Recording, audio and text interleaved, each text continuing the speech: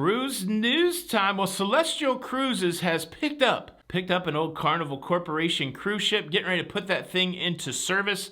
Norwegian Cruise Line just announced a very high-end whiskey cruise. And Carnival, they're doing it again. They've made another exclusive deal with Guy Fieri and one of his rock star friends. This one's interesting. Also, do you remember where you got your first legal drink when you were 21 years old? I remember where mine was at. I'm gonna tell you all about it. Cruise news and my views. Let's talk about it.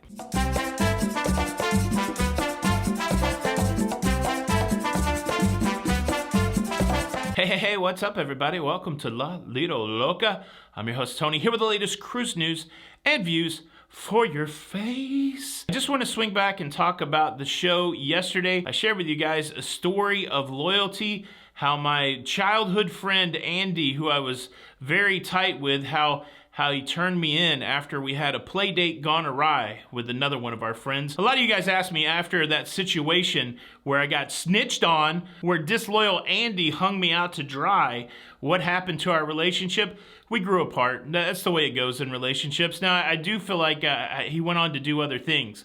And also, my mom left the correction on the video yesterday. She said I did not get spanked, that I just got grounded. So there you go. Mama says no whooping on that scenario there. But yeah, fun story. Glad you guys enjoyed it. Let's talk cruise news. Cruise news story number one. Celestyal Cruises done went and got themselves a brand new old cruise ship, and they've named it the Celestyal Journey. Celestyal Cruises is a small Greece-based cruise company that does 3, 4, and 7 night sailings around the Greek islands, Turkey, and the Eastern Mediterranean. The Celestyal Journey cruise ship is joining 2 other cruise ships in the Celestial fleet. It's joining the Celestyal Olympia and the Celestyal Crystal. The Celestyal Journey cruise ship definitely has been on a cruise ship journey. It was built in 1994, 55,000 gross tons. It handles a capacity of 1,258 passengers. It first came into service for Holland America Line as the MS Rhindam.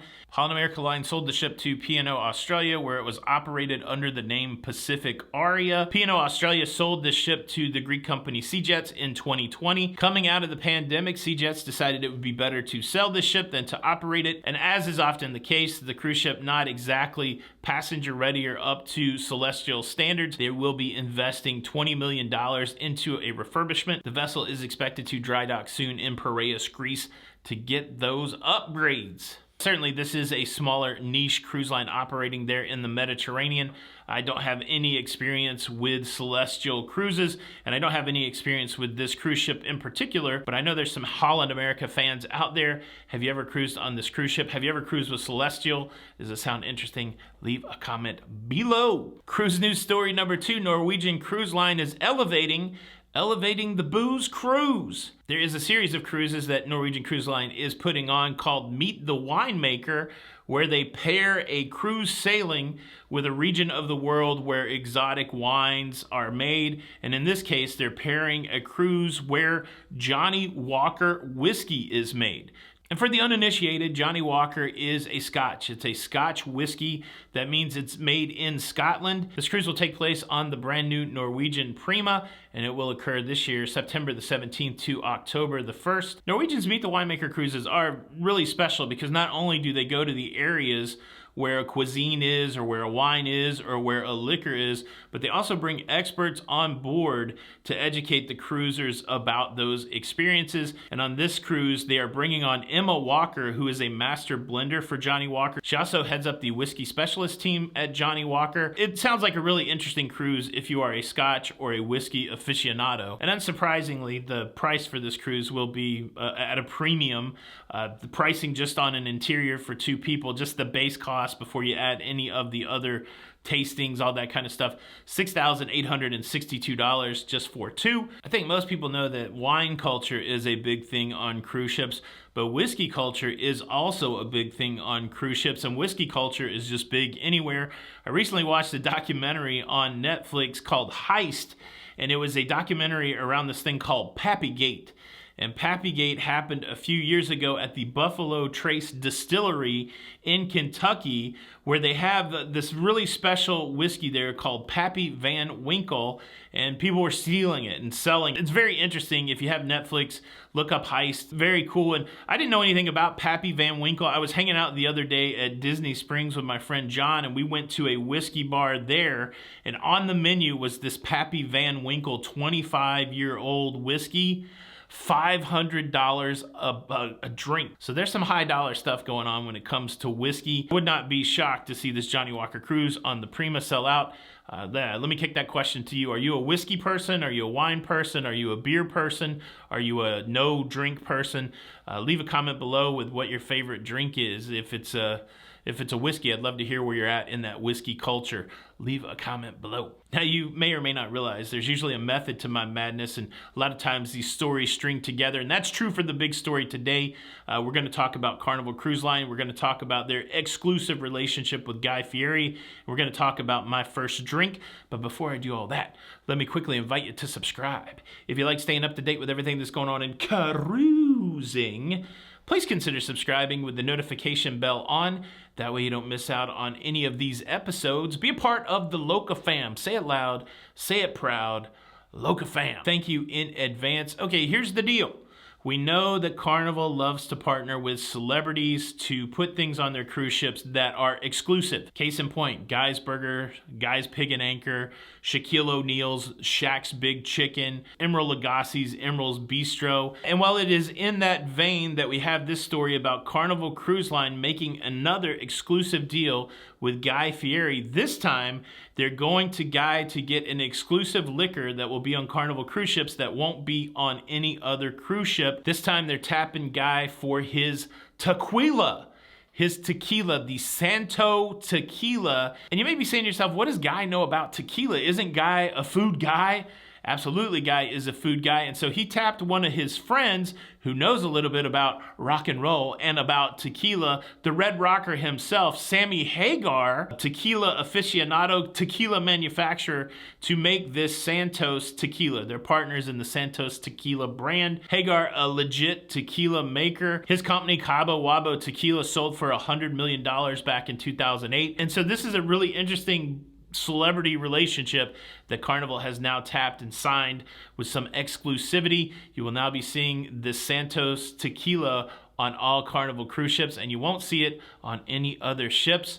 I do like tequila. That, again, I'll tell you about my first drink. Tequila was involved. I'm a Patron kind of guy, but I would certainly try this Santos tequila. Have you ever had it? Are you excited about this exclusive relationship on Carnival? Leave a comment below. So we got the whiskey story, we got the tequila story. It made me reminisce. I was thinking about where did I have my first drink when I turned 21, when I became legal, and I'm like, I've never shared that story. So let me share that story with you. Let's go back to 1992.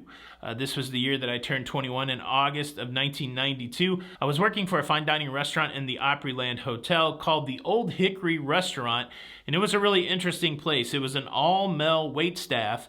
We had 4 rooms in the restaurant, and we worked in teams of 4. You had a server assistant, which is what we called the busboy. You had a back waiter, that was the person who brought the food. You had a front waiter or wine steward, that was the person that brought wine and cocktails. And then you had a room captain, that was the person that took orders and did tableside. We did tableside Caesar, tableside Bananas Foster, and we carved rack of lamb tableside. And in 1991, I got a job there as a server's assistant, and by 1992, I was the back waiter. I was the guy that was bringing food out. I could not sell alcohol yet because I was not 21. And well, the night that I turned 21, I was working in the Old Hickory Restaurant in the D room with the D room captain, Essie Azizi, who turned me on to a lot of things in life. One of the first times that I ever went to a casino was my friend Essie, but he said, all right, called me cousin. He said, all right, cousin, after service tonight, we're gonna go and get you a drink. Opryland Hotel, we left there and we went to another hotel, the Quality Inn on Elm Hill Pike, that had a Mexican restaurant in it.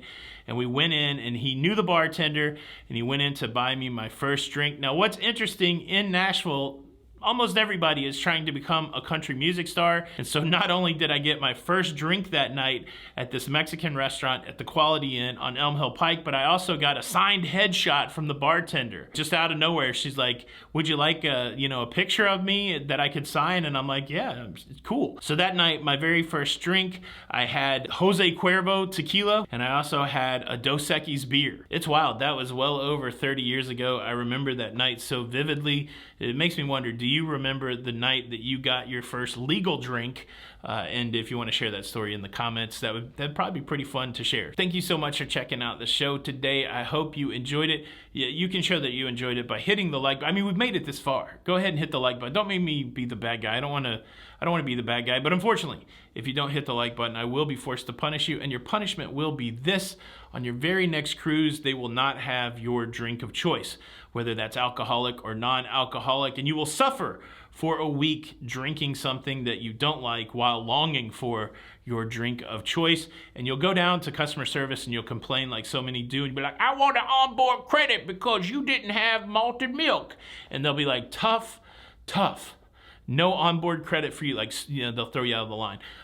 You can avoid all that by hitting the like button. This is Tony for La Lido Loca. Until the next time, we'll see you on the Lido. Bye.